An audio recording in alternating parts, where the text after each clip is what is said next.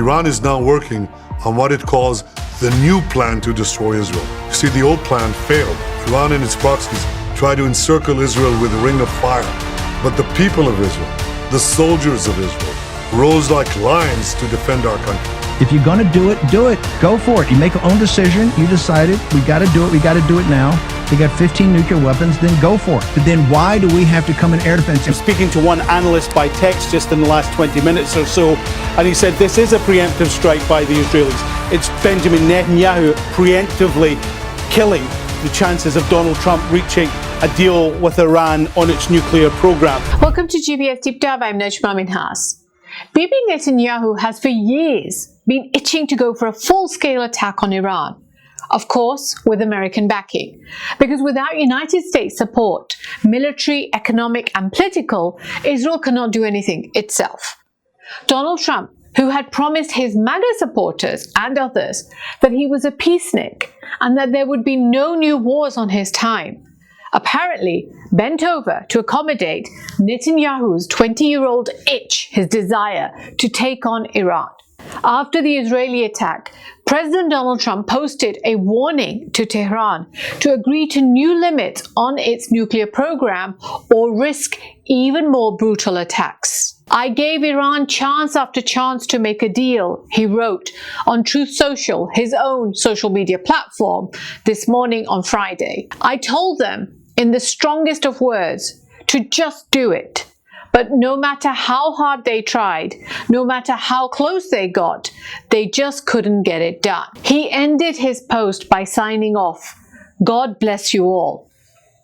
To use God in such a wanton way would probably have God shaking his head if this were a movie scene. The president sent his post out justifying what Israel had done. In a shocking turn of events that has left the Middle East disturbed once again, Israeli attacks on the top Iranian military leadership and nuclear facilities, which they've titled Operation Rising Lion. These have been justified by Bibi as not only making Israel safer, but also the world safer. Yet in defending ourselves, we also defend others. We defend our Arab neighbors. They too have suffered from Iran's campaign of chaos and carnage. No, it doesn't leave Israel or the world safer. In the last 1 year, Israel has used that pretext to attack almost all its neighbors, from Lebanon, Syria, to Yemen, and now again, Iran. Trump's reaction on Truth Social makes it clear that he knew what was happening, which is what makes it even more appalling. This is despite the fact that the Iranians were in the middle of negotiations with the United States, due for their next meeting tomorrow, the 6th round of talks, on Sunday in Oman. In fact, the Israelis killed Ali Shamkhani, one of Iran's most influential politicians and a close confidant of the Ayatollah Khamenei.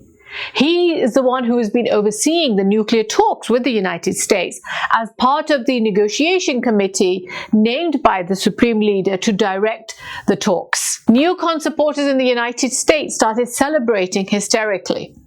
Senator Lindsey Graham, the senator from South Carolina, made a loony, psychotic post. "Game on.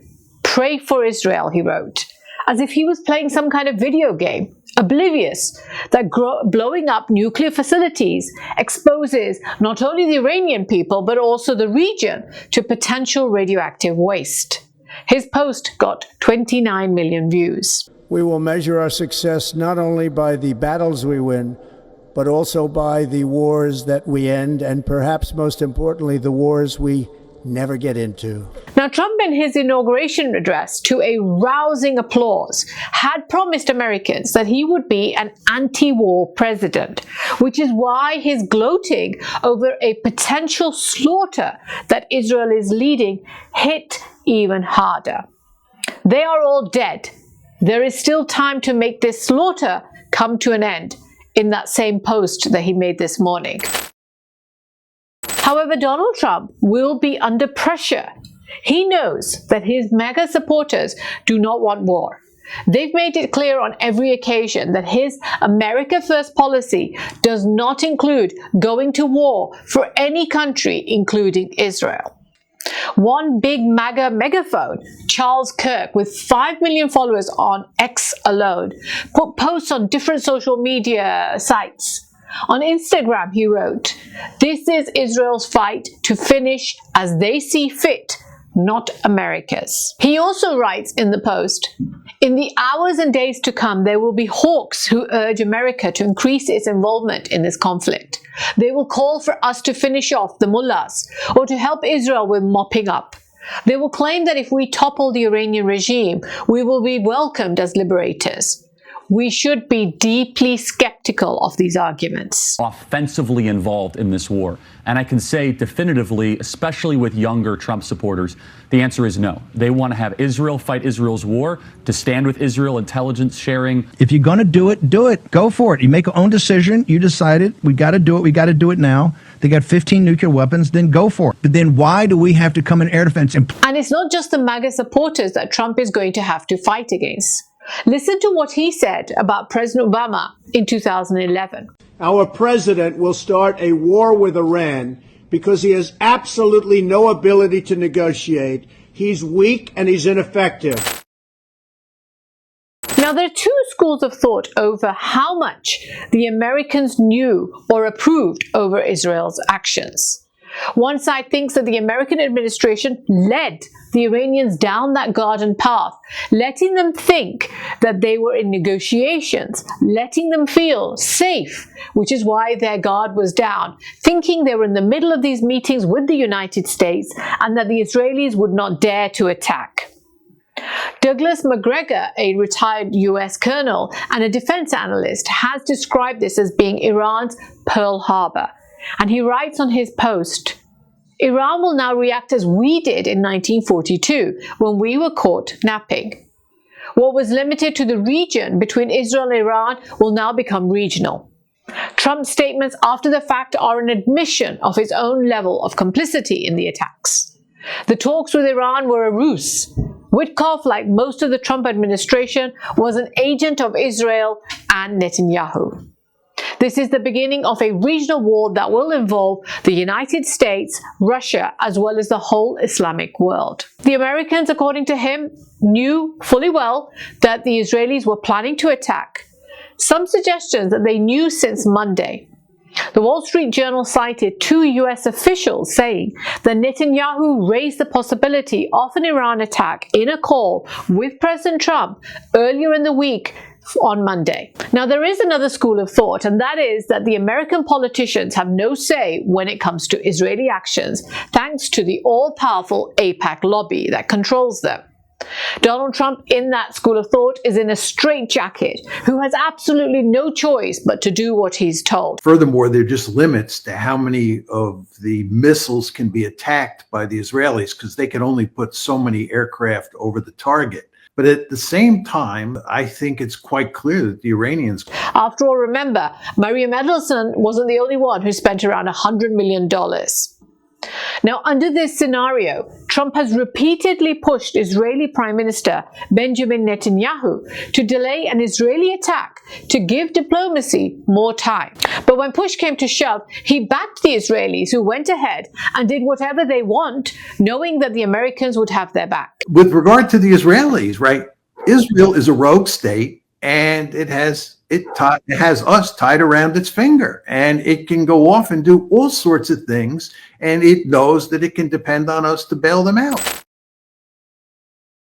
The Israelis conducted an extensive operation, and it's said to have taken place by Mossad and the Israeli military intelligence, with some speculation over CIA help as well, but certainly with inside Iranian help, to actually know the whereabouts of senior people and to ensure that military drones were in place to be used. Last year, Israel was able to kill Ismail Haniyeh, Hamas's political leader, by planting an explosive device in a Tehran guest house run by the Islamic Revolutionary Guard Corps. Friday's strikes were the first time that Israel has openly attacked Tehran's nuclear facilities, including Iran's main nuclear enrichment facility at Natanz, which an Israeli military spokesperson has said has suffered significant damage. However, Iran's nuclear industry is well established, with important centers spread all over the country. After all, they know the Israelis are after them. And some of these, and many of these in fact, are buried deep underground to protect them from that kind of aerial attack that Israel has launched.